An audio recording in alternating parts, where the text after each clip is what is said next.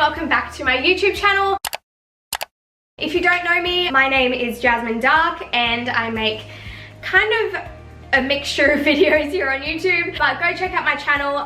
You can subscribe to my channel right here if you want to, but today I am making chia pudding, and if you watched my last video you know that I'm absolutely obsessed with chia pudding right now. It is my favorite thing to make. It's so easy. It can be stored in the fridge, it can be meal prepped in the freezer, which is super handy and convenient if you have no time to make breakfast. It's super easy to make the night before. Just pop it in the fridge and take it with you the next morning if you have a busy morning. But today I'm going to be sharing with you 4 recipes of chia pudding. So I've got my berry chia pudding, my apple crumble chia pudding, my mango tropical chia pudding, and also a chocolate dessert chia pudding, which is so good. So I'm just gonna get straight into the video, but I hope you guys enjoy and I will see you soon. So for this recipe I'm just using some organic black chia seeds, which I prefer to use, but pretty much you can use any chia seeds as long as they are fresh. So for each one I'm going to put in around 3 tablespoons of chia seeds. Also for all my recipes I just use soy milk, but you can use any plant milk that you like. Almond milk and oat milk is really nice as well.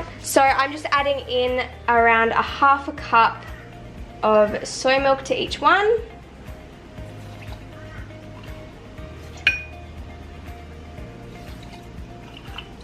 And then also, because I like mine sweet, I'm putting in some maple syrup. This is just the pure Canadian maple syrup. Make sure you don't get one that is full of preservatives and things like that. This is the just pure Canadian maple syrup, and if you look on the back, the ingredients just say maple syrup. So make sure that you get a nice one that isn't full of preservatives and added crap, because we don't want that. And then I'm just adding in 1 teaspoon of maple syrup to each one, just to add a little bit of sweetness. This is completely optional as well. You can use agave syrup, you can use honey, you can use sugar, but I probably wouldn't use sugar. And now to give it a nice vanilla flavor, I'm adding in some organic vanilla essence. This is a really good brand. It's by Queen, and I'm pretty sure you can get it from like either Coles or Woolworths. But this is a pretty good brand. I like to use this on all my recipes.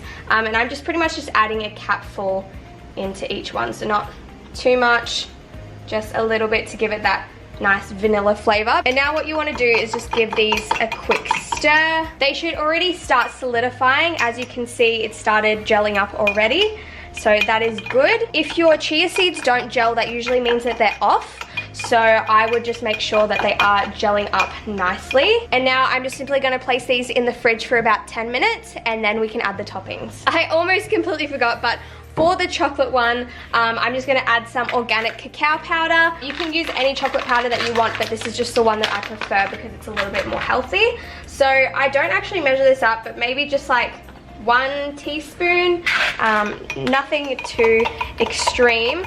Only thing is with the cacao powder, you really need to stir it in, otherwise it does go a bit chunky. So you need to mix this for quite a while just to get a good texture and get all the cacao chunks all mixed in. So now, as you can see, it's gone nice and chocolatey, which is exactly what we want.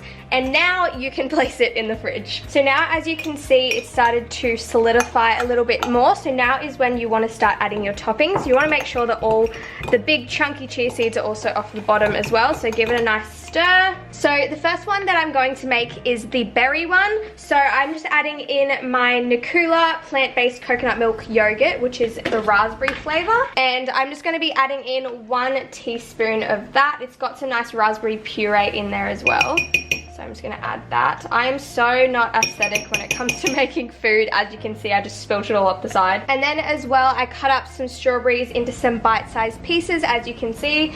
And I'm just going to be adding that over the yogurt. I just spilt those raspberries, strawberries everywhere. But you can add anything you want into this one. You can add blueberries, you can add blackberries, you can add raspberries, whatever you want, but I just really like the strawberries. And then as well, I really love passion fruit, so I'm going to be adding in just 1/2 of a passion fruit on top. And then as well, on all of my chia puddings, I always put coconut flakes because I like the look of it.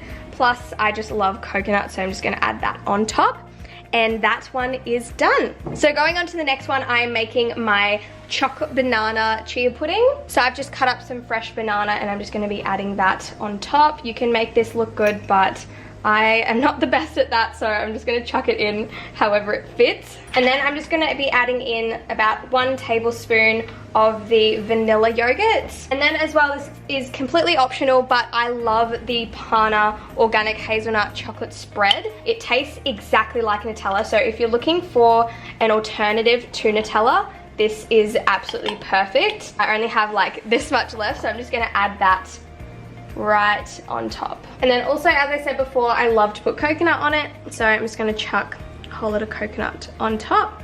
And that is that one finished. So for the next one, I'm creating my apple crumble chia pudding. This one you can't really freeze because there is granola in it. So this one you have to eat straight away, but I love this one. So I'm just putting in 1 tablespoon of coconut yogurt. And then on the stove, I've caramelized some apple. So I've just done that with some coconut sugar, some vanilla essence and water. And you just put that on the stove, bring it to boil, and then turn the heat down and just let it simmer for a little bit until it turns nice and golden. So I'm just adding that in right on top of that yogurt.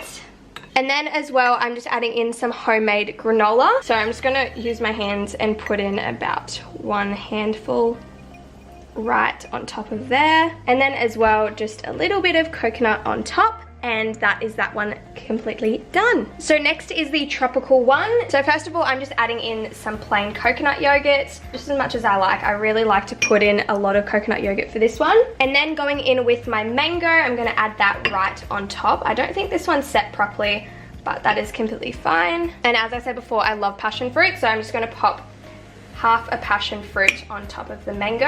And then again, just adding in some fresh coconut on top, and that is that one completely done.